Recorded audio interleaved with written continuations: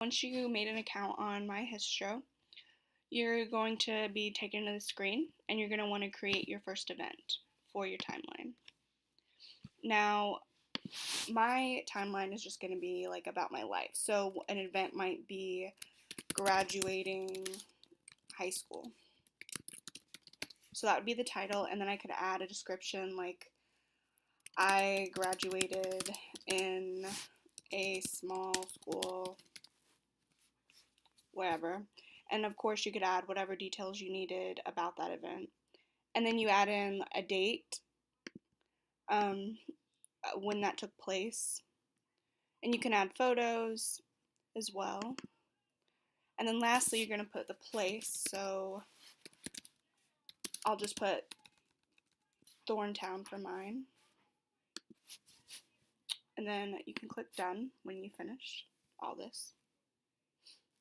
So then you've made your first event, so then you click me, and you'll see that there's your events and then your stories. So I have a few events already created, so now I can create a story, which is creating your timeline. So if this was about my life, I might name it My Life Timeline. And then I could have added a bit more of a description or a picture. And so now these are all the events I created, and all you have to do is drag them over to this side of the box to create a timeline of all these events. So you'll click Save Story, and then you can click Play. So it'll start with the first thing I put on there, which is where I was born. It gives the date, the details I added, and then it would give a picture if I put one. So then you just click Next, and it'll take you to the second place. So Thorntown, learning to drive. That was the second event I created.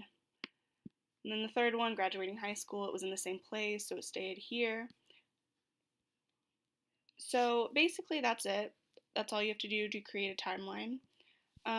If you click Explore, you will be able to see a few other ones that we can go through real fast. So like this one's over the French Revolution.